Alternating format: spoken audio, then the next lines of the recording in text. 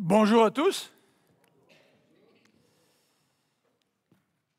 Alors là, je vous regarde, là, puis je vois certains d'entre vous qui êtes là pour la première fois depuis quelque temps, donc je voudrais vraiment vous saluer de manière particulière. Je vais oublier personne, mais je vois que Marc est revenu de la Floride. Il a été poussé hors de la Floride par les inondations pour venir au Québec et affronter une tempête de verglas. C'est fantastique la vie, hein, Marc, c'est bon, hein? Alors en tout cas, bienvenue Marc, on est content de t'avoir. Je sais qu'on a donc, plusieurs personnes qui sont aussi parmi nous, je crois que Pierre aussi, hein, ça fait quelques temps. Ah, c'est ça, c'est parce que... Oui, là c'est un peu fort.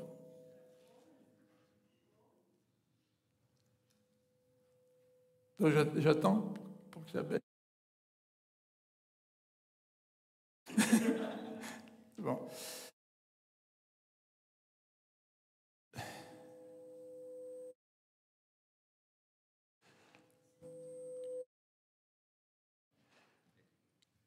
Bon, je vais voir si... Là vous m'entendez un petit peu, pas beaucoup, mais Marie-France, elle me fait signe, avec la lumière, je suis un petit peu aveuglé, tu me fais signe que Paul est là, où est-ce qu'elle est, Paul?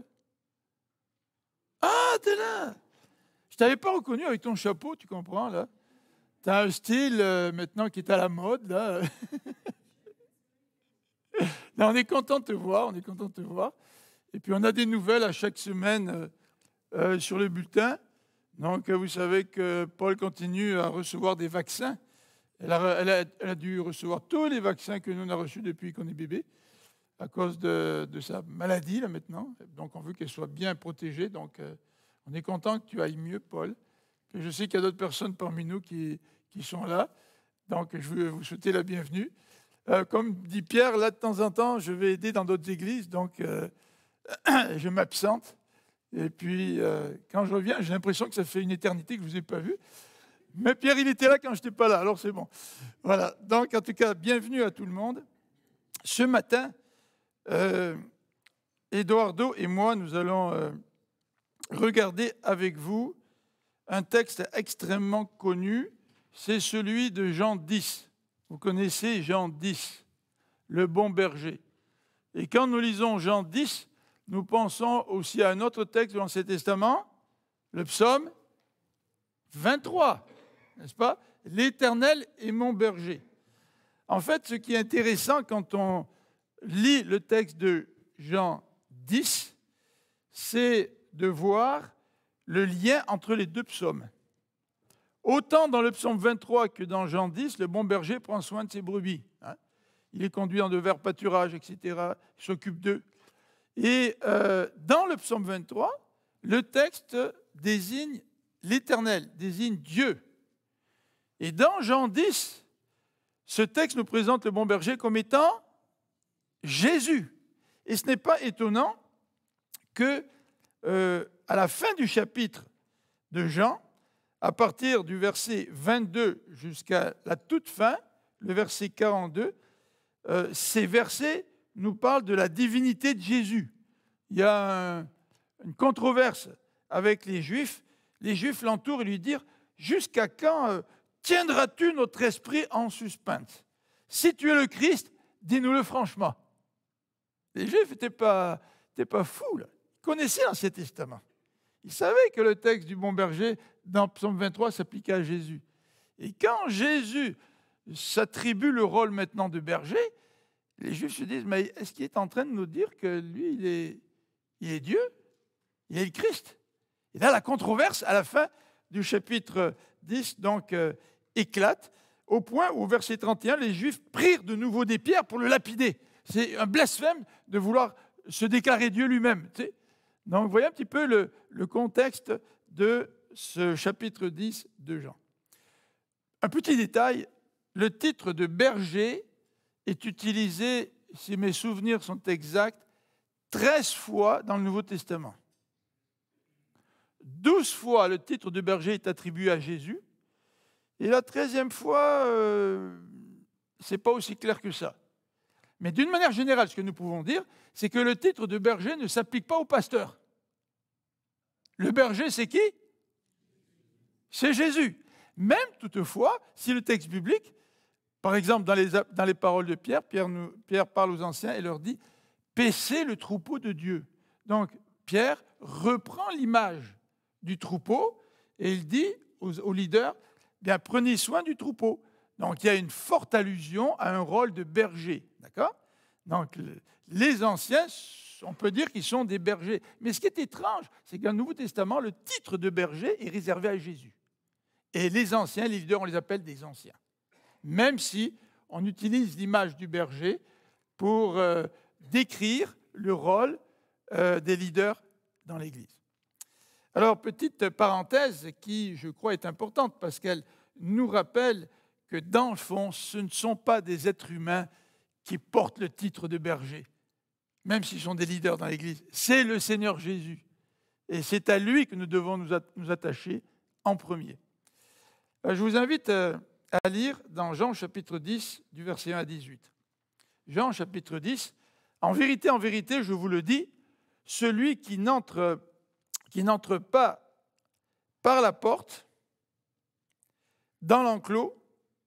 Oh, pardon, excusez-moi, je viens de changer de version parce que je m'étais rendu compte que j'étais dans la Bible du second et puis on lit dans la Bible du semeur. Donc c'est une très mauvaise idée de changer de version en cours de lecture. Donc je reprends.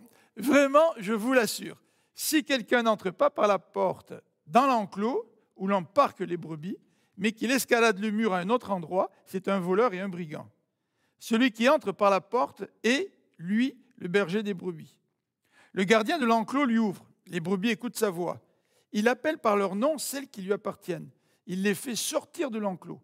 Quand il a conduit au dehors toutes celles qui sont à lui, il marche à leur tête et les brebis le suivent, parce que sa voix leur est familière. Jamais elles ne suivront un étranger. Au contraire, elles fuiront loin de lui, car elles ne connaissent pas la voix des étrangers. Jésus leur raconta cette parabole, mais ils ne comprirent pas ce qu'il voulait dire. Je pense que les chefs religieux, ils avaient un peu plus d'intuition que les disciples de Jésus. Là, tu sais. Alors il reprit, vraiment, je vous l'assure, moi je suis la porte par où passent les brebis. Tous ceux qui sont venus avant moi étaient des voleurs et des brigands, mais les brebis ne les ont pas écoutés. C'est moi qui suis la porte, celui qui entre par moi sera sauvé. Il pourra aller et venir librement, il trouvera de quoi se nourrir. Le voleur vient seulement pour voler, pour tuer et pour détruire. Moi je suis venu afin que les hommes aient la vie, les hommes et les femmes bien sûr, et une vie en abondance. Moi je suis le bon berger donne sa vie pour ses brebis. Celui qui n'est pas le berger, qui n'est pas le propriétaire des brebis, mais que l'on paye pour les garder, lui, il se sauve dès qu'il voit venir le loup. Et il abandonne les brebis. Alors le loup se précipite sur elles, il s'empare de quelques-unes et disperse le troupeau. Cet homme agit ainsi parce qu'il est payé pour faire ce travail et qu'il n'a aucun souci des brebis. Moi, je suis le bon berger, je connais mes brebis et mes brebis me connaissent. Tout comme le Père me connaît et que je connais le Père. Je donne ma vie pour mes brebis. J'ai encore d'autres brebis qui ne sont pas dans cet enclos. Celles-là aussi, il faut que je les amène. Elles écouteront ma voix. Ainsi, il n'y aura plus qu'un seul troupeau avec un seul berger. Si le Père m'aime, c'est parce que je donne ma vie, mais ensuite je la reprendrai. En effet, personne ne peut m'ôter la vie. Je la donne de mon propre gré. J'ai le pouvoir de la donner et de la reprendre. Tel est l'ordre que j'ai reçu de mon Père. J'aimerais lire aussi au verset 26 des paroles complémentaires. Verset 26. « Mais vous ne croyez pas, dit Jésus à son auditoire. Pourquoi ? Parce que vous ne faites pas partie de mes brebis. Mes brebis écoutent ma voix, je les connais et elles me suivent. Je leur donne la vie éternelle, jamais elles ne périront et personne ne pourra les arracher de ma main. Mon Père qui me les a donnés est plus grand que tous et personne ne peut arracher qui que ce soit de la main de mon Père. Or, moi et le Père, nous sommes qu'un. » Et là, les Juifs prennent des pierres. Je vais laisser la parole à Eduardo.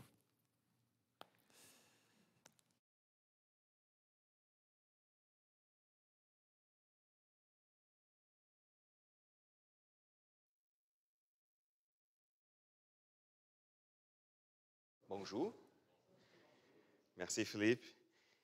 Et quand nous pensons à cette image-là en voyant le texte disant que Jésus est le bon berger, à quoi nous pensons lorsque nous voyons et nous regardons le texte et nous recevons le message suivant, nous sommes ces brebis. Désolé, ça arrive parfois. Même quand je presse en portugais, ça arrive aussi. Okay? C'est pas question de la langue. Parfois, je me trompe dans les mots. Mais à quoi pensons-nous lorsque nous nous rappelons que nous sommes le brebis du Seigneur? Quel est le premier sentiment que nous éprouvons? Au général, nous pensons ceci. C'est merveilleux. Mais oui, c'est merveilleux. Nous avons quelqu'un puissant qui nous aime et qui prend soin de nous. Et ça, c'est merveilleux. C'est merveilleux d'être le brebis du Seigneur Jésus.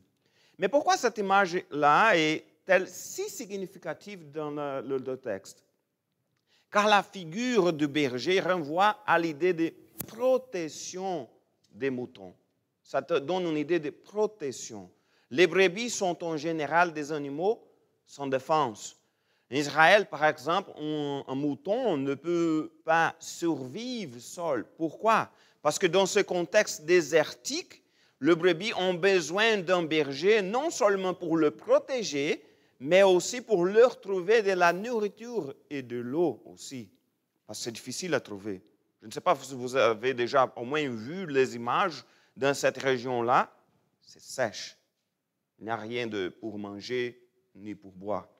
Ainsi, lorsque nous pensons à la figure de Jésus comme notre berger, nous devons tout d'abord savoir qu'il représente la figure du berger comme en Israël, où le brebis ne pourrait pas vivre seul. C'est-à-dire que c'était quelque chose de nécessaire pour la vie. Donc c'est merveilleux. Nous sommes les brebis du bon berger. Mais nous pouvons également tirer du texte d'autres informations importantes sur la question de que nous sommes ces brebis, la question d'être brebis. Tout d'abord, ces brebis, comme ces brebis, nous écoutons sa voix. Et ça, c'est quelque chose d'important. Lisons les petites expressions qui sont dans le texte. Au verset 3, au début du verset 3, il dit « Le gardien de l'enclos lui ouvre. Les brebis écoutent sa voix. » Puis au verset 4, dans la deuxième partie du verset 4, il dit « Sa voix leur est familière. » Puis au verset 14, la dernière partie, il dit que « Mes brebis me connaissent. » Deux points importants se posent au sujet. D'abord, le brebis écoute sa voix. De plus, sa voix est quoi? Familière. Ça, c'est très important. Parce que si nous sommes les brebis du Seigneur, nous écoutons et nous reconnaissons sa voix. Et donc, là, on se pose la question, mais où entendons-nous sa voix? Où? Dans la Bible. C'est la Bible, c'est la parole de Dieu. Parfois, nous voulons simplement avoir la bénédiction que reçoivent les brebis du Seigneur, mais comment un brebis peut-elle bénéficier de la protection du berger s'il n'écoute pas ses conseils? C'est comme si les brebis étaient là en train de dire, ici, allons-y. Et les brebis, non, je n'entends pas, je n'écoute pas mon berger, je vais aller dans un autre côté.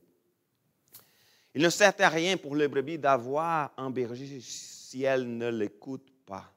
Donc Dieu nous a donné sa parole pour nous instruire, pour que nous puissions le connaître, pour que nous sachions quelle est sa volonté, pour que nous puissions discerner quel est le bon chemin à suivre. Alors, la première chose importante de cette question que nous écoutons savoir, c'est lisons la Bible. Écoutons assidûment, écoutons attentivement les paroles de notre bon berger. C'est-à-dire, étudions davantage la Bible. C'est ainsi que nous écoutons et reconnaissons sa voix. Le texte apprend tout ensuite, le deuxième point, qu'il nous appelle par notre nom. C'est la deuxième partie du verset 3. Il appelle par le nom celles qui lui appartiennent et il les fait sortir de l'enclos. Puis au verset 14, la deuxième partie, il dit « Je connais mes brebis ».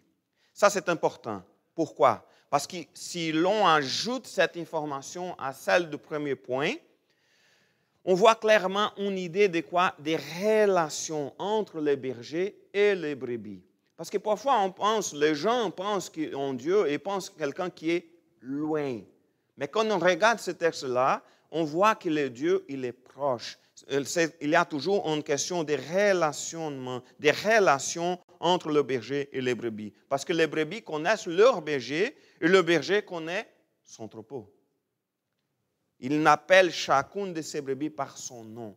C'est-à-dire que dans le contexte d'une église, dans notre contexte, notre Seigneur, le bon berger, il nous connaît. Nous ne sommes pas seulement une multitude de gens, des croyants dispersés dans le monde. Il regarde et connaît chacun d'entre nous individuellement. Il y a encore un autre élément très important à souligner, c'est que le Seigneur, c'est lui qui appelle ses brebis. C'est une question qui est là aussi dans le texte. C'est lui qui est venu pour nous sauver. Par le Saint-Esprit, il nous convainc de ce qui concerne le péché, la justice et le jugement, comme nous le dit la parole. C'est lui qui nous appelle à faire partie de son troupeau. Et qu'est-ce qui se passe lorsqu'il nous appelle? C'est le troisième point. Nous le suivons. Lisons le verset 4 et 5. Quand il a conduit au dehors toutes celles qui sont à lui, il marche à leur tête et les brebis le suivent. Parce que sa voix leur est familière. Puis au verset 5, jamais elles ne suivront un étranger. Au contraire, elles fuiront loin de lui, car elles ne connaissent pas la voix des étrangers. Puis au verset 27, pour ajouter, mes brebis écoutent ma voix, je les connais et elles me suivent. Au début de notre vie chrétienne, lorsque le Seigneur a fait de nous les brebis de son troupeau, nous nous sommes repentis et nous avons pris la décision, touchée par le Saint-Esprit, de suivre le bon berger, c'est-à-dire de vivre selon ses enseignements, ses directives. Cependant, au cours de notre cheminement chrétien, parfois, nous nous trompons parfois de chemin pensant qu'il est bon de vivre comme l'homme livré à lui-même. Mais ce n'est pas une bonne idée. Pour jouir de la bénédiction accordée aux brebis du Seigneur, du troupeau du Seigneur, il nous faut vivre sous sa direction. Il marche devant nous. Le texte nous dit qu'il est à notre tête. Il nous montre le chemin à suivre. C'est lui qui nous conduit vers le pâturage. C'est car il est le bon berger, il prend soin de nous, donc suivons notre berger. Et ça, une fois de plus, nous revenons à l'importance de connaître la parole de Dieu.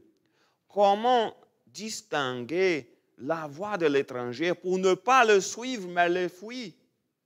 Il faut connaître la parole de Dieu. Nous ne distinguerons pas la voix de l'étranger, nous ne distinguerons que si nous connaissons la voix de notre berger. Si on ne connaît pas la voix du Seigneur, mais c'est qui parle?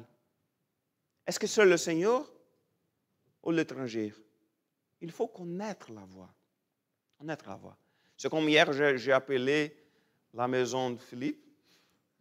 Et c'est qui a répondu à l'appel? Eric. Et j'ai appelé, mais j'ai pensé, ouais, est-ce que Philippe vient de se réveiller parce que c'est la voix, c'est pour forte, c'est pour lourde ce matin. Non, c'était Eric. Je dis, bonjour Dodo, c'est Eric. Je dis, Eric, mais je ne sais pas la voix de Philippe, mais c'est Eric, qu'est-ce qui se passe? Est-ce que je mettais à la maison de Philippe? Non. Il faisait des blagues, Philippe, lui, il faisait des blagues avec moi.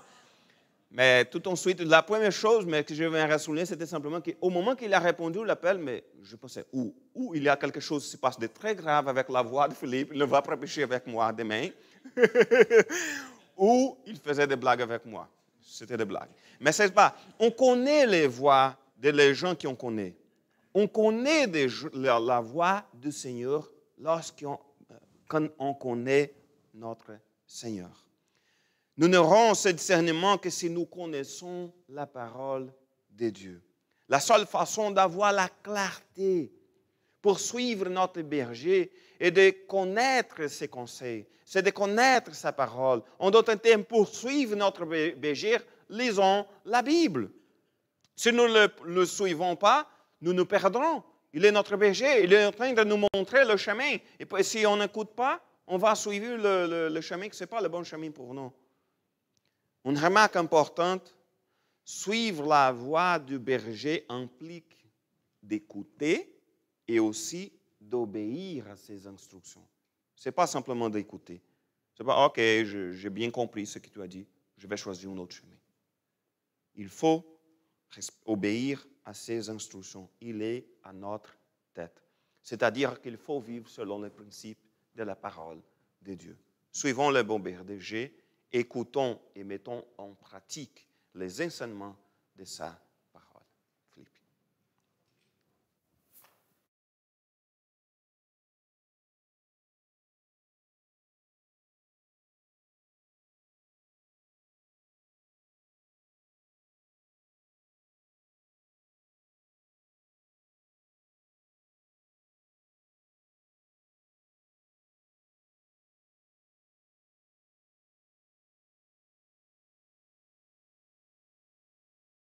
Nous voyons que nous sommes ces brebis. C'est intéressant parce que Jésus utilise une image, celle des brebis. Ce n'est pas peut-être très flatteur pour les êtres humains d'être comparé à des brebis, parce que les brebis ne sont pas autonomes. Et le propre de l'être humain, c'est de vouloir agir en personne autonome.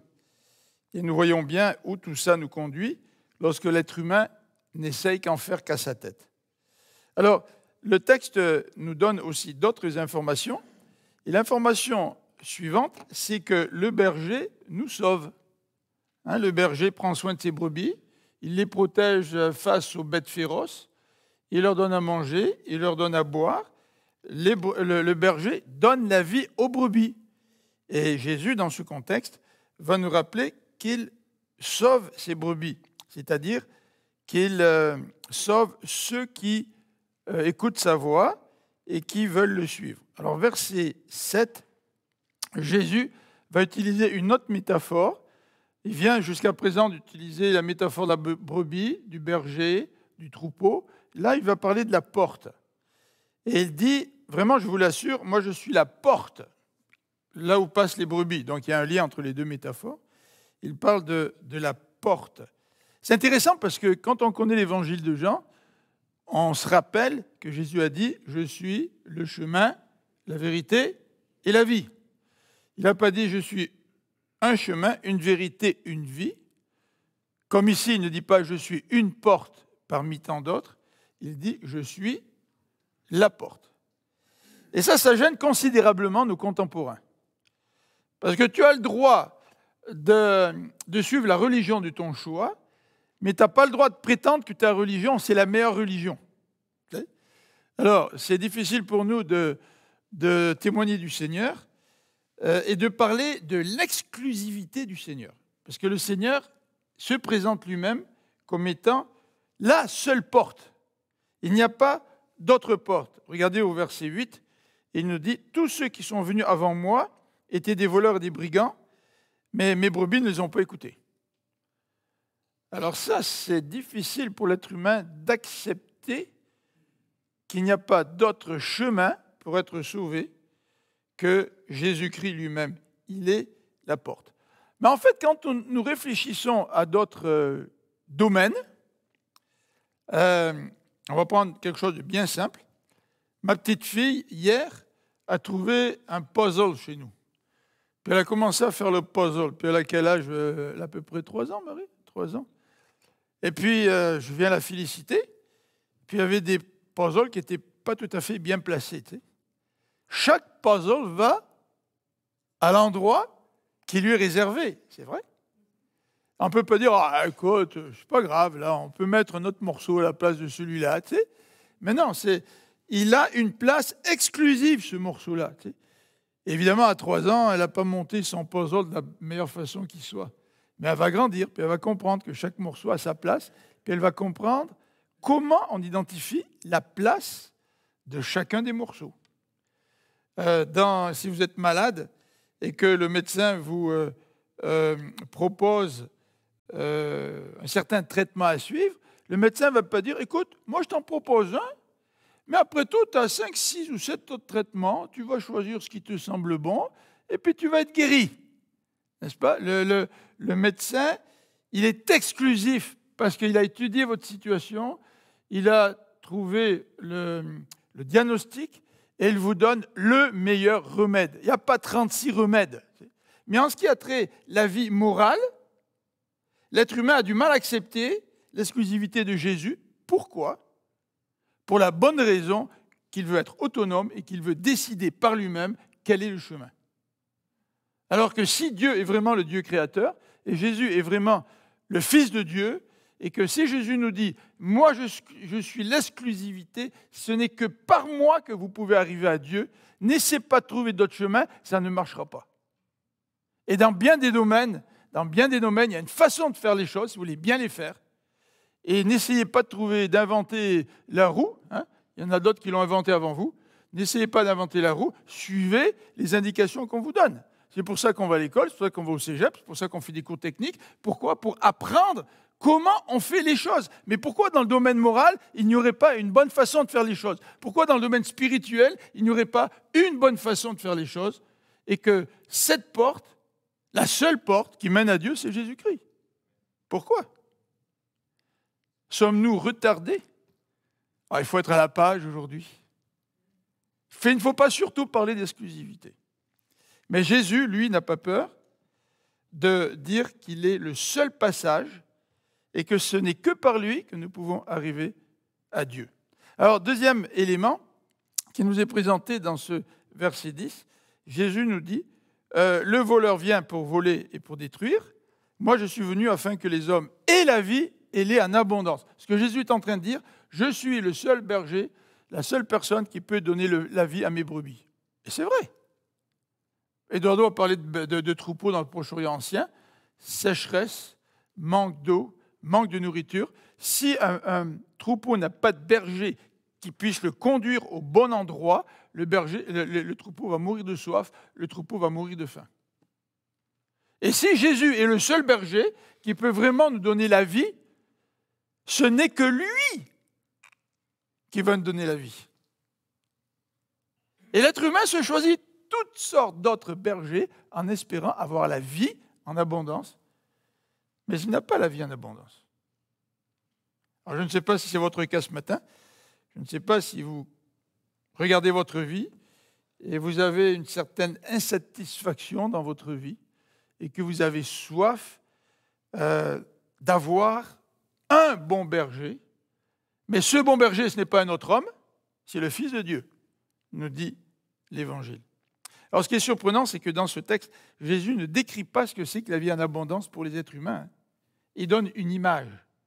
Il dit, je suis venu pour vous donner la vie en abondance, et je vous donne l'image d'un troupeau et des brebis. Mais plus tard, quand on lit le Nouveau Testament, on a une plus précise description de ce que c'est que la vie en abondance. Notamment, la vie en abondance passe par le pardon avec Dieu. Être pardonné par Dieu. Être libéré de nos fautes. Libéré des conséquences de nos fautes, ça fait partie de la vie en abondance. Troisième élément, c'est que Jésus nous dit que lorsqu'il donne la vie à ses brebis, personne ne pourra les arracher de sa main. Alors vous avez le verset 28 et 29, qui est un des versets les plus clairs sur l'assurance du salut que Dieu nous donne. Il y a comme ça 5-6 versets dans la Bible, dans Romains chapitre 8. Il n'y a rien qui peut nous séparer de l'amour de Dieu. Rien, c'est rien. C'est pas rien sauf. Paul ne dit pas il n'y a rien sauf. Non, il dit il n'y a rien qui peut nous séparer de l'amour de Dieu. Et ceux qui croient à la perte du salut voient dans ces quelques versets que nous avons lus, vous voyez, verset 28, « Je leur donne la vie éternelle, jamais elles ne périront et personne ne les arrachera de ma main. »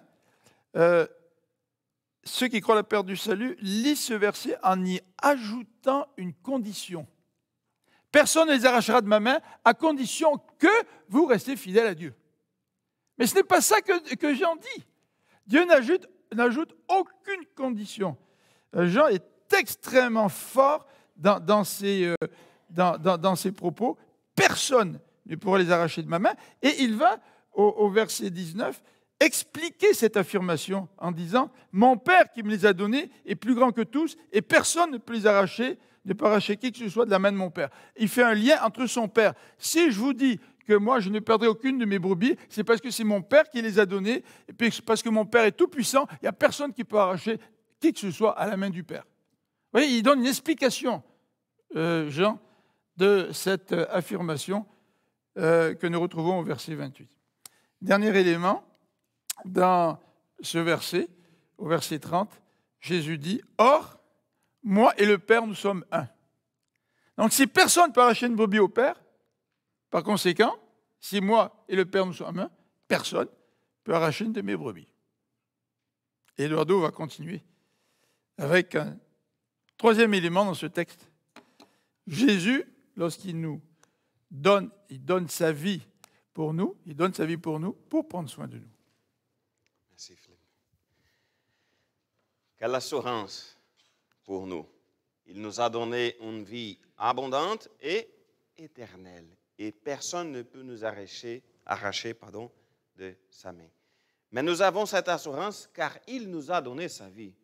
Ce n'est pas pour hasard, c'est parce qu'il nous a donné sa vie. Le verset 11 dit ceci. « Moi, je suis le bon berger donne sa vie pour ses brebis. Celui qui n'est pas le berger, qui n'est pas le propriétaire de brebis, mais qui l'en paye pour les garder, se sauve lui. Dès qu'il voit venir le loup, il abandonne les brebis. Alors, le loup se précipite sur elle, il s'empare de quelques-unes et disperse le troupeau. Cet homme agit ainsi parce qu'il est payé pour faire ce travail et qu'il n'a aucun souci de brebis. » La chose qu'on voit ici, c'est que lorsque Jésus parlait de ça, parlait cela, il a dit cela, il n'est pas encore mort pour nous. Il annonçait, mais exactement comme il l'avait prévu, il l'a fait. Il a donné sa vie pour nous. On vient de célébrer Pâques, de se rappeler de ce que Jésus a fait pour nous. Et pour que nous puissions jouir d'une vie abondante et éternelle, il fallait qu'il meure sur la croix. Grâce au sang de Jésus, nous sommes purifiés de tout péché. Grâce au sacrifice de Jésus, nous avons la vie éternelle. Sur la croix, il a payé le prix que nous étions censés payer. Jésus a payé le prix pour nous parce qu'il nous aime et il se soucie de nous, comme dit le premier point. Remarquez que dans le texte, Jésus fait une analogie entre le bon berger et celui qui l'on paye pour garder le troupeau. Et quelle est la différence entre les deux? C'est que celui qui est payé pour garder le troupeau agit ainsi parce qu'il était payé pour faire ce travail. Il ajoute l'information et qu'il n'a aucun souci des brebis. C'est-à-dire que c'était simplement un travail. Il est payé pour faire cela. Et celui qui n'est pas le propriétaire des brebis se sauve face au danger. Il abandonne le brebis. Mais par contre, le bon berger, c'est au contraire. Il donne sa vie pour ses brebis. Il ne nous abandonne jamais. Alors, selon Jésus, la différence entre les deux est que celui qui l'on paye pour garder le brebis n'a aucun souci de brebis. Jésus, notre bon berger, il a donné sa vie pour nous parce qu'il se soucie de nous, ses brebis. Comme nous enseigne la parole de la centième brebis, le berger part à la recherche d'une seule brebis égarée. Quel grand amour du bon berger pour nous. Il connaît nos besoins individuels. Il connaît les besoins individuels de chacun d'entre nous. Il connaît les blessures, les afflictions de chacun d'entre nous. Il s'occupe de nos besoins. Il guérit nos blessures. Lisons ce que le prophète Ésaïe a dit à ce sujet. Lisons Ésaïe, chapitre 53, verset 5. Il dit, « Mais c'est pour nos péchés qu'il a été percé. C'est pour nos fautes qu'il a été brisé. Le châtiment qui nous donne la paix est retombé sur lui. Et c'est par ses blessures que nous sommes guéris. » Gloire à Dieu. Quel grand amour. Puis lisons aussi le verset 6, le verset suivant. « Nous étions tous errants, pareils à des brebis. Chacun de nous allait par son propre chemin. L'Éternel a fait retomber sur lui les fautes de nous tous. » Nous étions tous errants. Chacun de nous allait par ses propres chemins. Nous étions des brebis sans berger. Nous n'étions même pas les brebis de son enclos, comme l'a dit le deuxième point, un seul troupeau avec un seul berger. Lisons le verset 16 de Jean 10. J'ai encore d'autres brebis qui ne sont pas de cet enclos. Celles-là aussi, il faut que je les amène. Elles écouteront ma voix, ainsi il n'y aura plus qu'un seul troupeau avec un seul berger. Qui sont ces brebis dont Jésus parle? C'est nous. Le premier brebis, c'était qui? Les Juifs, les premiers Juifs, les disciples. Mais cependant, il disait qu'il restait encore des brebis rassemblées dans son enclos parmi des païens comme nous. Les chrétiens non juifs sont aussi brebis du Seigneur. Nous appartenons aussi au troupeau de Dieu. Le sang de Jésus nous a sauvés. Il nous a fait entrer dans sa bergerie. Donc, nous sommes un seul troupeau. Et c'est comme le dit Paul dans Galates, chapitre 3, verset 28. Il n'y a plus ni juif ni non-juif. Il n'y a plus ni esclave ni homme libre. Il n'y a plus ni homme ni femme. Unis à Jésus-Christ, vous êtes tous un. Nous sommes un seul troupeau. À la tête du troupeau, il y a un seul berger, Jésus-Christ, le bon berger, qui a donné sa vie pour nous. Jésus qui a donné sa vie pour nous est le bon berger. Et un autre point, c'est le dernier point important à souligner, c'est que Jésus n'était pas obligé de donner sa vie pour nous. Il nous l'a donné de son propre gré. Ça, c'est clair au verset 17 et 18. Si le Père m'aime, c'est parce que je donne ma vie, mais ensuite, je la reprendrai. En effet, personne ne peut ôter la vie. Je la donne de mon propre gré. J'ai le pouvoir de la donner et de la reprendre. Tel est l'ordre que j'ai reçu de mon Père. Et même le Père, comme il l'aime, le Fils obéit volontiers au désir de son Père. Et de son cas, l'ordre, c'était de quoi? De donner sa vie.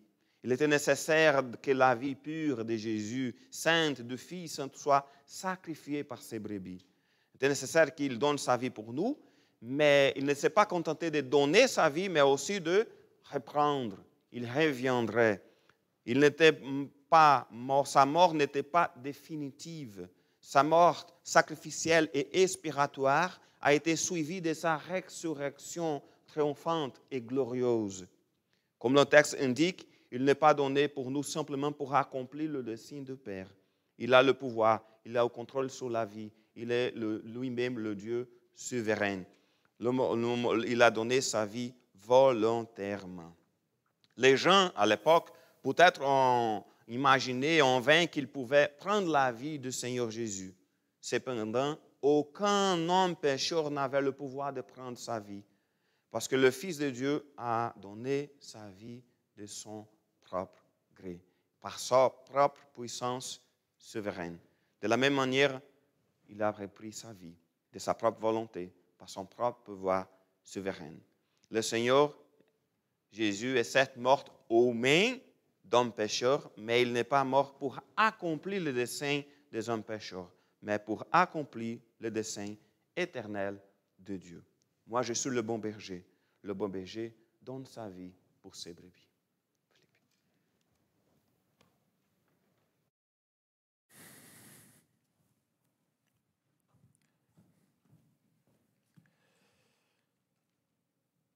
Eduardo vient de dire « J'ai encore d'autres brebis qui ne sont pas de cet enclos. Celles-là aussi, il faut que je les amène. Elles écouteront ma voix. Ainsi, il n'y aura plus qu'un seul troupeau avec un seul berger. »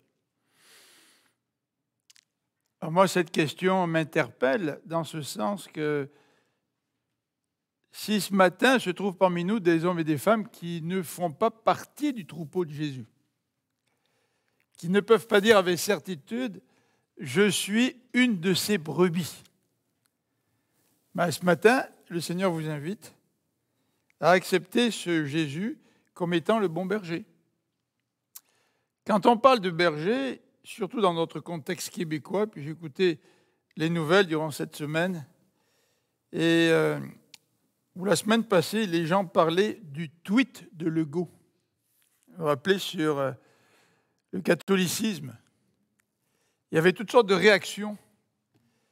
Des gens ont réagi très négativement à cause de tout ce qu'ils ont souffert aux mains des religieux. Mais ça, c'est ce que le texte vient de dire ici. Il y a des tas de gens qui